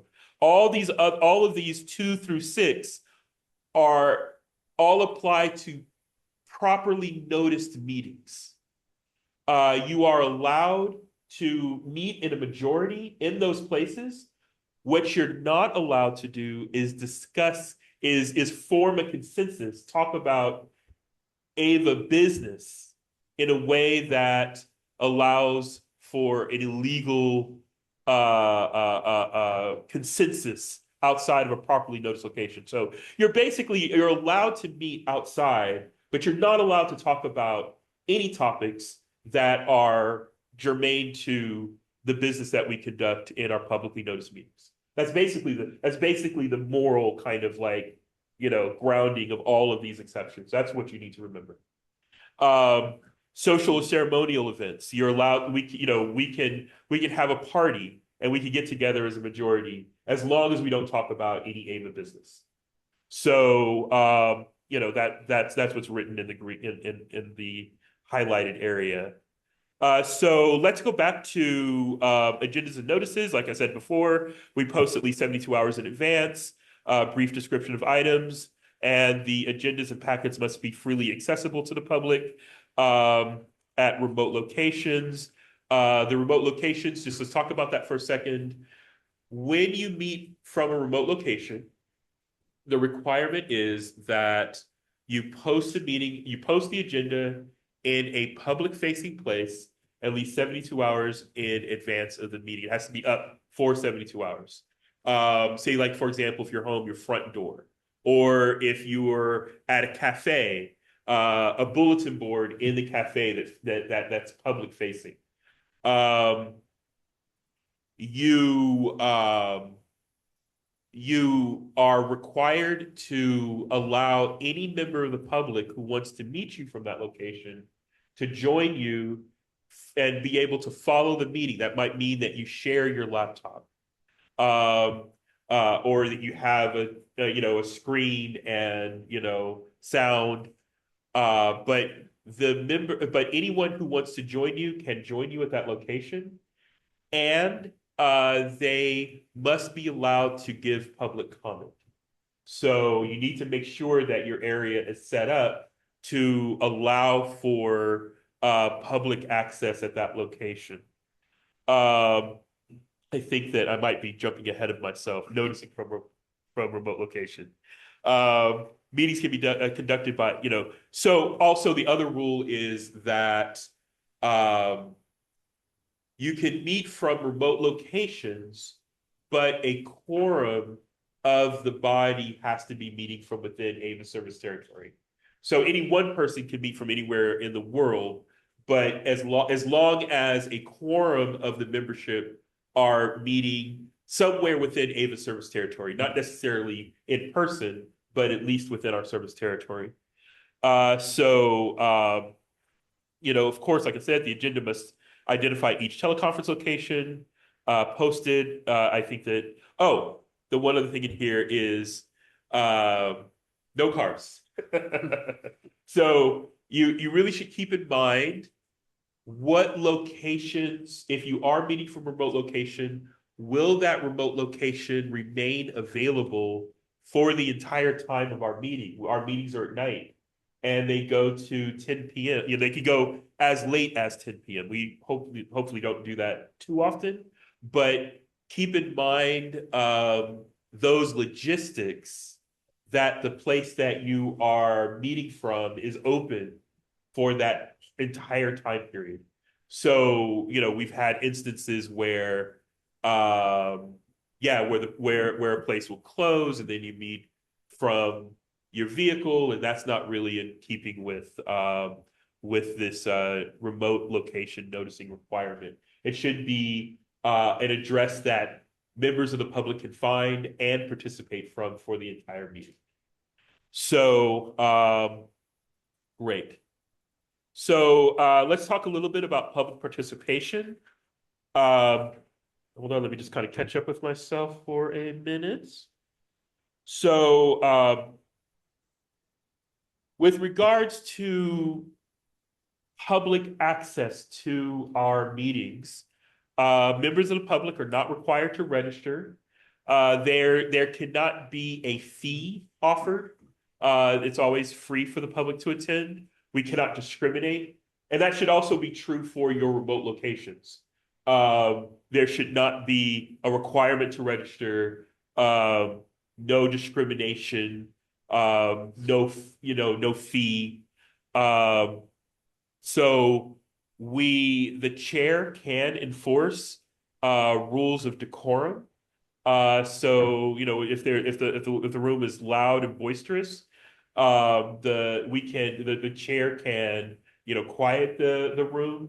She can also set public comment timing. So if there's 50 people in line, we can shorten public comment, though that should be set out at the beginning of the meeting so it's fair for everyone. We should note that recording is permitted as long as it's not obtrusive. And just a word about public comment, where public comment is privileged, so that we are not allowed to prohibit public criticism. And although I should say, just briefly, to say that if we're not allowed to prohibit public criticism, but if there is something beyond that, if there's God forbid there's violence or there's some type of threat or there's some danger, there are certain rules where the chair can clear the room, can clear that person out. That also applies with online participation. There are established rules. I can go into those rules if you would like to hear more about that. So I just want to end this with just saying that what happens if the rules are broken. Basically, if it's a mistake, if there's an oversight, there's usually an opportunity to kind of do a do-over, redo it, correct the mistake. But if there is, that also applies for if there was a past violation which is discovered. There's usually kind of a correcting, cure by correction. But if there is a determination, hopefully, thank goodness, Ava's never had to deal with it. If there is a purposeful collusion, if there is a purposeful an allegation of an attempt to deceive, to not be transparent, to not act within the public interest, then that can be held to criminal prosecution. I should just say that just as a point of just our basic kind of orientation, we don't. Of course, we should be aware of these enforcements and the consequences for any breach, but we really hold the Brown Act as kind of our moral core, and we want to follow it because we believe in its values of transparency, public access, and really kind of like establishing, maintaining, and increasing public trust. That's really what it's all about. And with that, if there are any questions, please let me know. Thanks, Adrian. Yeah, Thank go you. ahead, Member Roberts. Hi, Brody here. In an effort to keep our communities informed, are we able to post pieces or the agenda in its entirety online, say in social media? And in doing so, can we include our opinion in comments, or is it best practice to be objective in how we're presenting information so as not to build a consensus if, say, other members of the committee are, commenting on that post and there's opinions being formed? Yeah, you can post about our items, but yeah, it's a close one because you are allowed to speak to your constituents, and you are allowed to get, to have a briefing with them. I think that we've had this come to us before, And we do believe that you have the ability to talk to your constituents. Let me get back to you on this. I want to, because I know we did a careful parsing of this before, and I want to make sure I give you the best answer. Sure. And just to add a little more color, like if we were, as an example, to provide a review of what was covered in the meeting and Yes. maybe like additional information for the public to kind More or of be less. informed. Yes. Okay. Yeah, and the agendas and all the materials are totally public. Right. So yeah, general kind of sharing of those is totally allowed. Okay. Thank you. Any other questions about the Brown Act? Member DeFranco, go ahead. So Adrian, you said that you post the agenda 72 hours in advance of the meetings. Yeah. And for folks who are participating from remote location, they need to print and post that agenda Thank you. 72 hours in advance of the meeting. Yes. So Yes. Please let me know what your time requirements are. That would be great. I can get the agenda to you earlier. I do post for board members. I posted, hours prior. We've come to a consensus about what the best time is. And thank you for your question. That's, that would really help me out if, say, we could set a time, noon. Let's discuss that. I'll send an email out to everyone requesting what your requirements are for posting the agenda. We can certainly work with you on that. Thank you. Oh, just one additional thing. So what I do is I will send out the agenda earlier in the day, and then what I meant by 6 p.m. on the dot was that's when I post the full agenda packet. As long as the agenda is posted, you are legally within the parameters of the Brown Act. The documents, the agenda, the full agenda packet is not required. That's something that we do. We post that as a courtesy prior to the meeting, so you have time to review it, but it's not strictly required to post the full agenda packet 72 hours prior to the meeting, for instance. Thanks for that clarification. Any other questions on the Brown Act specifically? Not seeing any. So we still have about 10 minutes left, I think, for this item. So I did just want to open it back up to just general Q&A for now. If anyone has questions about earlier portions of the orientation, we can set aside the next 10 minutes for that. So please feel free to raise your hand, and then we'll do public comment after that. But any other questions for right now? Yeah, go ahead. So if I'm going to attend remotely, I have to give you my home address, right? You can meet from any location, including your home. So it could be at a Sure. restaurant, or it could be at a community center, or if you have a space in your, like, say you live in an apartment and there is a community space there, or a church community space. All of those spaces, as long as it is a fixed address within our service, not within our service territory, but a fixed address that members of the public can find and join you to be able to participate in the meeting. So I'm going to participate remotely, put in my home address, and anybody who wants to can show up at my front door and demand to Yeah. sit on my couch and Yes, participate. yes, yes.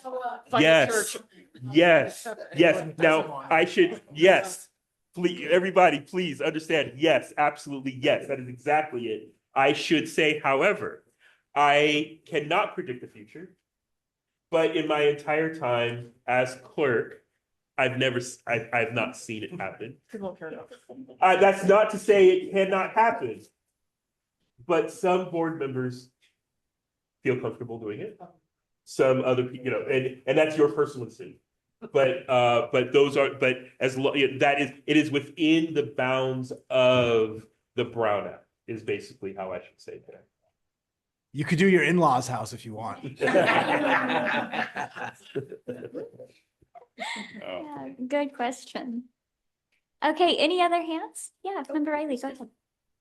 Sorry, do you have to be, this is Emma, do you have to be in Ava's service territory? You don't, so Well, you're, oh, sorry, my apologies. if you're participating remotely. No, it's only that a quorum of the body has to be participating from within Ava's service territory.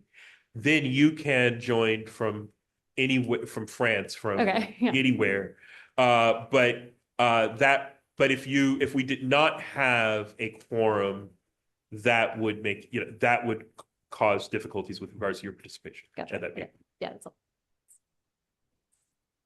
Yeah. Hi, this is Christopher. So I was observing an executive committee, the last AVA executive committee meeting, and when they started, they didn't have a quorum, so they just had an open discussion. Yes. And then they had a quorum, and then they said, I believe, if I'm not mistaken, it was secret, and they all left the room. So Yes. No, okay, so we did not talk about closed session. So let me just talk about closed session. So there was a closed session at the prior executive committee meeting. A closed session is something that'll only happen at the board. That is a space where board members can specifically and only talk about legally privileged topics that cannot be disclosed publicly. Or like, for example, HR issues, lawsuits, or legal action. There are a series of legally kind of like prescribed closed session topics that have to be listed on the agenda, and board members can only speak about those specific topics while in closed session. So only when it is not allowed to be discussed publicly, legally. So at that meeting, fascinating meeting, we did not have a quorum at the beginning. So there was kind of an ad hoc conversation. The clerk, myself, did not take minutes, did not call roll call, because at that point it was just people gathered together in a room.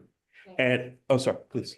Just want to say, the executive committee didn't have any action items that were within the regular session. So because they were informational items and we thought it was important information to discuss, and they did actually still accept a public comment, but we didn't record it. We didn't take notes. And just for clarity, for those that didn't see that agenda, the closed session item was related to a performance review of our CEO. So that is something they have always done as a closed session. Yes. And so, yes, my apologies. Yeah. The closed sessions can be called by the board. And that is one of the exceptions. But like I said, it's legally prescribed exception to normal Brown Act public access requirements. and do those items like you just said, it was a review. Does the public eventually find out? Yes. Well, okay. So what happens is that if a vote is taken in the closed session, then after the closed session, the chair or general counsel or someone will provide a report out from closed session that reports on the results of any votes that were taken. Otherwise, the meeting contents are confidential. Great. Well, thanks for the real world example. Right. But like I said, I mean, we can't talk about a performance review publicly or a higher, an HR matter there are many topics that we just not allowed legally to discuss publicly. And all of those would fall, those are the only things that are allowed to be discussed in a closed session. Yeah, and this isn't just specific to AVA as well. City governments, all kind of public agencies do it as well. But I think we have time for one more question. And Member DeFranco, I saw you had your hand up, so go ahead. Should be quick. So CAC appointments are based on region. If somebody moves to a different region within AVA service territory during the term, what happens? Ooh, well, I know there's a provision in our CAC guide about like if you leave the service area, you have a 6-month grace period to move back before then you're like officially removed from the CAC by the board. Off the top of my head, I don't recall how that translates to kind of regional movement. So I don't have an answer for you at this time. Okay.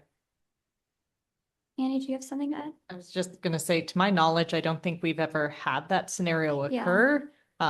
If it were to occur, if someone had knowledge that they would be moving, we would ask for you to reach out to staff Yeah. and we would work through what that impact would Yeah. be. Question? Yeah. Is there a minimum number of meetings per year to attend or a maximum number of absences? So if someone gets sick, like how do you handle that?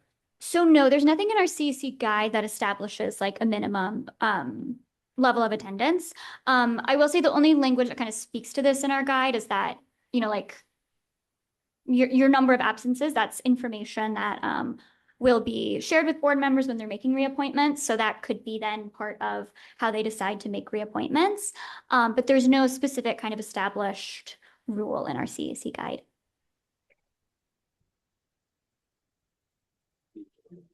Great. Thank you all for the questions. I'll hand it back over to Chair Souza, and then I think we're ready for some public comment on this item.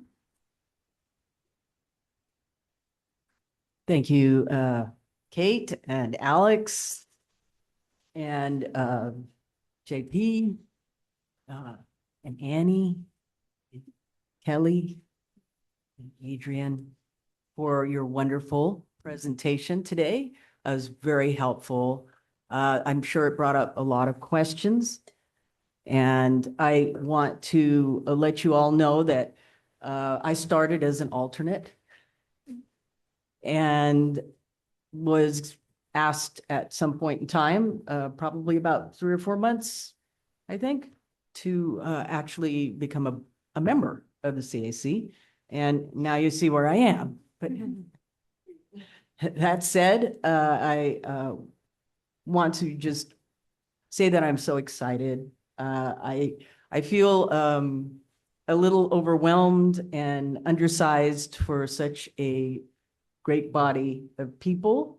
I'm super excited. The questions I've heard are amazing. I learned and would like to also say that I am available to individually, not as a whole, to answer any questions or get to know me. I would like to know you.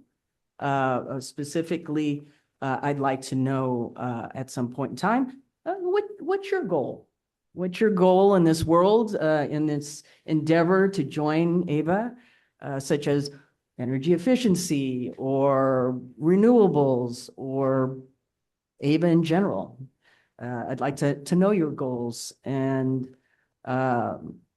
if you have any questions about my history with the CAC, why I joined, I sure would be happy to share that with you.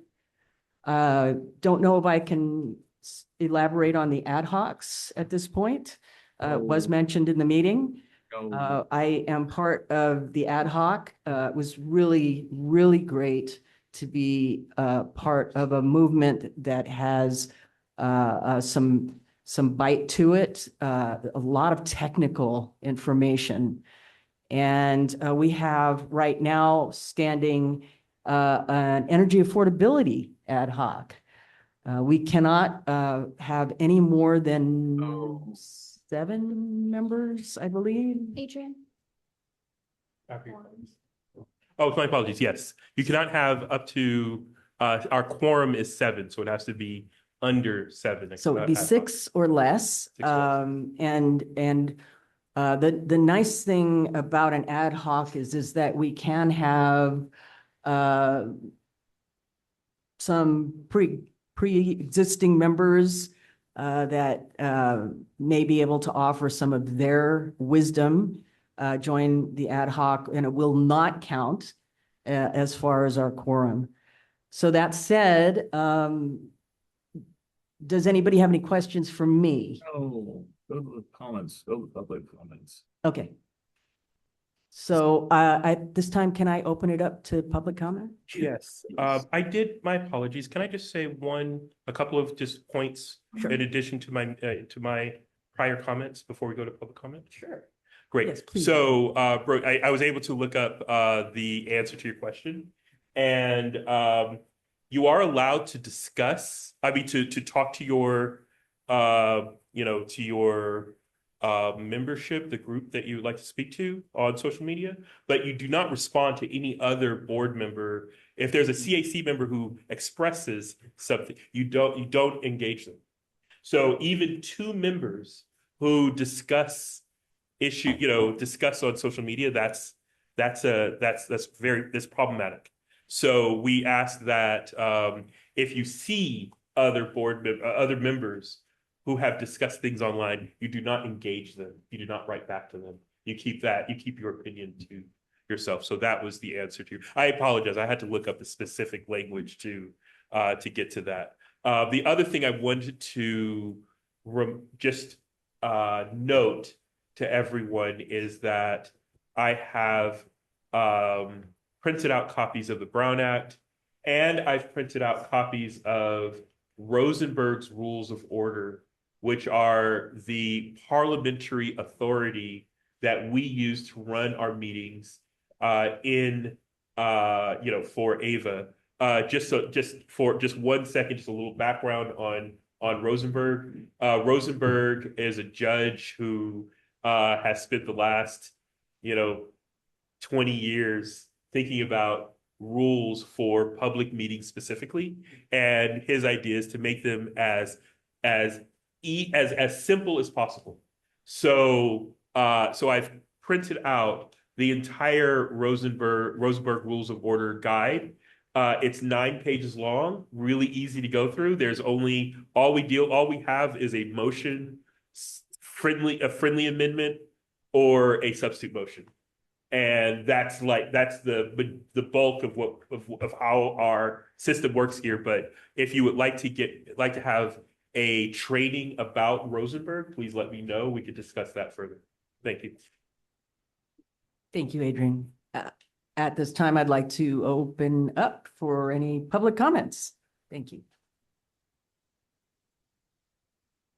Jessica Navarre, recognized for 3 minutes.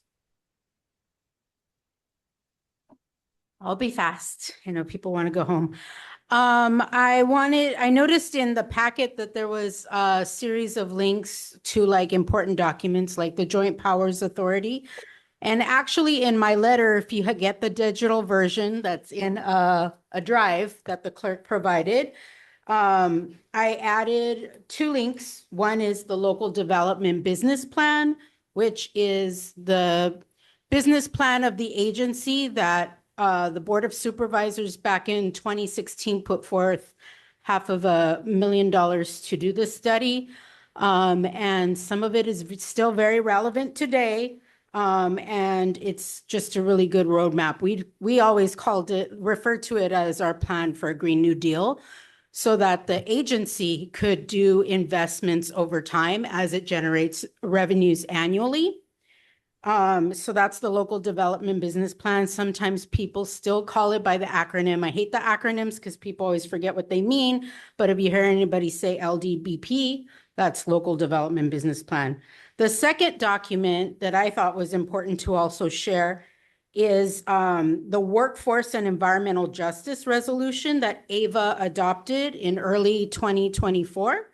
And that is important because our organizations or community-based organizations and environmental justice groups have been working with labor and workforce development groups because we're invested not only in this infrastructure in our communities, but the jobs that it'll create.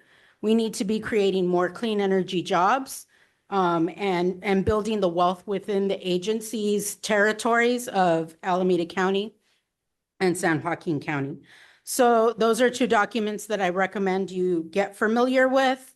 And I am always available to you as a holder of history before this agency even came to be. And with that, I'll leave you. Good night. Clean power to the people. Thank you, Jessica. Are there any further public comments? There are no hands raised at this time. Thank you, Adrian. I'm going to present this to a former board CAC member.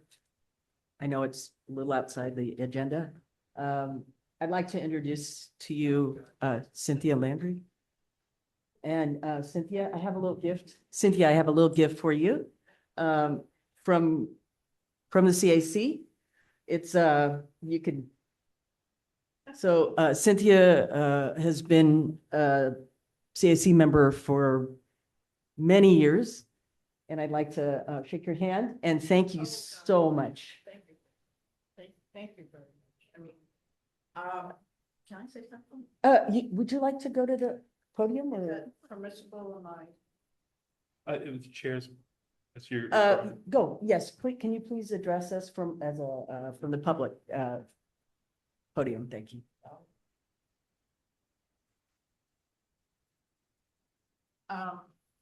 Okay, my name is Cynthia Landry. I was pleased to serve on the CAC for 4 terms and until I timed out. And I learned an awful lot regarding energy, the types of energy. I am a social worker by profession. I'm also a member of a labor union.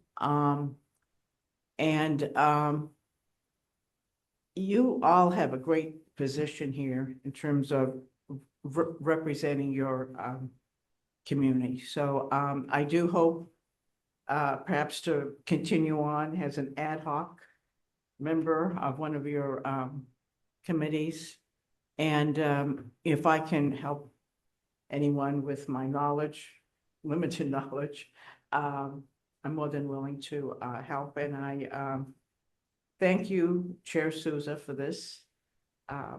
It's most appreciated. And I do want to say tonight, the presentation by the staff was excellent on the onboarding. I think it's very important that when people take these roles on, that they do have a understanding of their roles, the Brown Act, the overview of the programs that we provide. And there's many, many, many programs that have been added since the inception back in 2016. Thank you.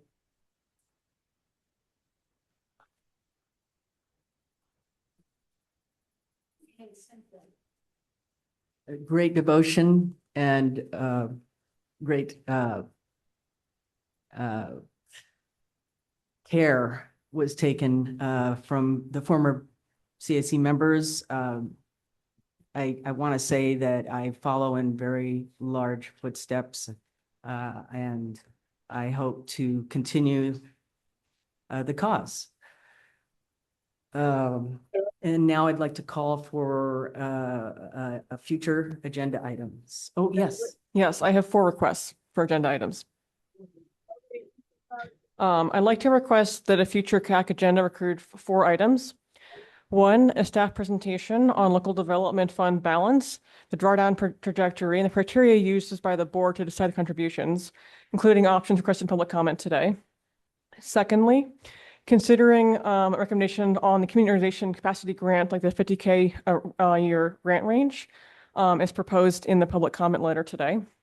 Third, a staff briefing on CPUC proceeding R2502-005 covering the 3 tracks related to the money grab by PG&E for the PCIA area. So to check, so I know Cal CCA has these different priorities and wanted to check how we're really pushing back on PG&E essentially. And then fourth, a quantitative briefing showing the LD fund and operating headroom implications under those 3 PCIA outcomes, aka the scenarios for the budget relating to how much money we've got to spend for the community based on how much money PG&E is taking. Thank you.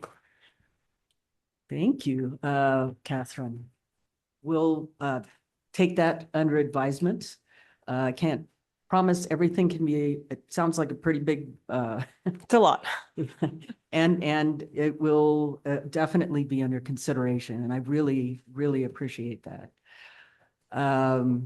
So at this time, I wish you had met Indira.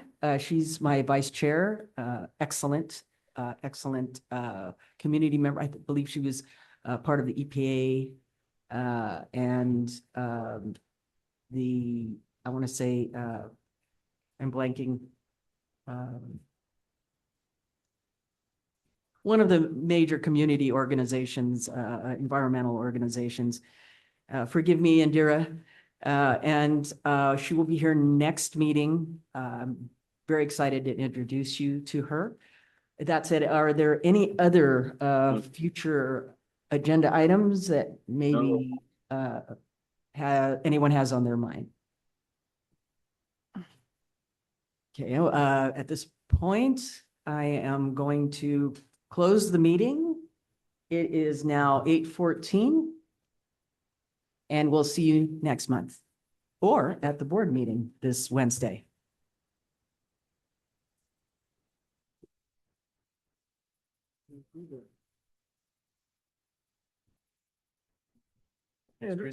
Thanks.